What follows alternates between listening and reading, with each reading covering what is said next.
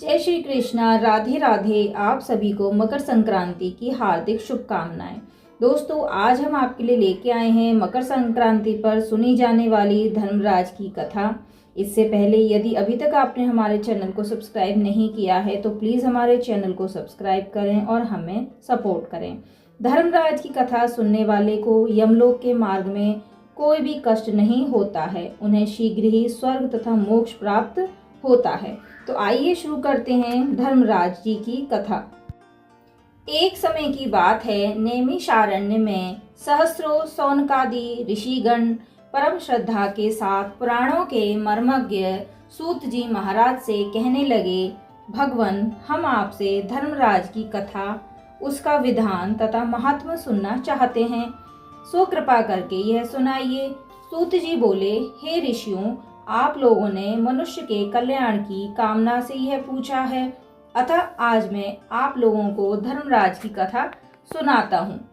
सारे तीर्थ तथा व्रत करने से तथा नाना प्रकार का दान देने वाले मनुष्य भी जिनकी उपासना के बिना सुख के भागी नहीं हो सकते, इस विषय में एक कथा सुनाता हूँ, आप लोग ध्यान से सुने। पूर्व काल की बात है, राजा बभ्रुवाहन महोदयपुर में राज्य करता था।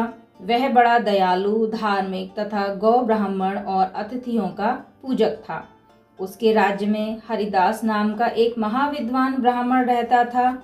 उसकी पत्नी भी बड़ी धर्मवती और सुशील थी। उसका नाम गुणवती था। दोनों पति पत्नी विष्णु के सेवक थे। उन्होंने सभी प्रकार के व्रत किए, किंतु धर्मराज के नाम से भगवान की कभी सेवा नहीं की। बड़ी श्रद्धा के साथ वे गणेश जी की, चंद्रमा की, हरतालिका व्रत की, एकादशी आदि सभी व्रतों का पालन करते एवं अतिथि सत्कार भी करते थे। इस प्रकार धर्मपरायण ब्राह्मण दंपति वृद्धावस्था को प्राप्त हुए। धर्माचरण के प्रभाव से एक दिन गुणवती मृत्यु को प्राप्त हुई। धर्माचरण के प्रभाव से उसको यमदूत आदर पूर्वक यमलोक को ले गए। दक्षिण दिशा में पृथ्वी से ऊपर धर्मराज का बहुत बड़ा लोक है, जो कि पापियों के लिए भयावह है। धर्मराज का लोक चौकोर है और उसमें 4 द्वार हैं। उस पुर के बीचों बीच धर्मराज का सिंहासन है। उस रत्न जड़ित सिंहासन पर भगवान धर्मराज विराजमान रहते हैं। पास में ही चित्रगुप्त जी अपने स्थान पर बैठते हैं और सब के कर्मों का हिसाब करते हैं। यमदूत गुणवती को लेकर वहां पहुंचे। चित्रगुप्त जी ने उसके कर्मों का हिसाब किया, उसके धर्माचरण और पतिव्रत धर्म का लेखा देखकर बहुत प्रसन्न हुए, परंतु कुछ उदासी के साथ उसके कर्मों को धर्मराज को सुनाया। गुणवती के कर्मों को सुनकर धर्मराज जी थोड़े परेशान हो गए। यह देखकर गुणवती ने कहा, प्रभु, मैंने अपनी समझ के अनुसार जीवन में कोई भी दुष्कर्म नहीं किया, फिर आप अपनी उदासी का कारण बताने की कृपा करें। धर्मराज ने कहा, हे देवी, तुमने व्रत आदि से सभी देवों को संतुष्ट किया है, किंतु मेरे नाम से कभी भी कोई दान पुण्य नहीं किया।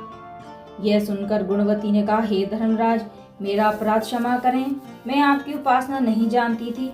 अब कृपा करके इसका उपाय बताएं जिससे मनुष्य आपके कृपा पात्र बन सके। यदि मैं आपके मुख से आपके भक्ति मार्ग को सुनकर मृत्यु लोक में वापस जा सकूंगी तो आपको संतुष्ट करने का प्रयास करूंगी। धर्मराज ने कहा, सूर्य भगवान के उत्तरायण में जाते ही जो महापुण्यवती मकर संक्रांति आती है, उस दिन से मेरी पूजा शुरू करनी चाहिए। इस प्रकार पूरे वर्ष भर मेरी कथा सुने और पूजा करें।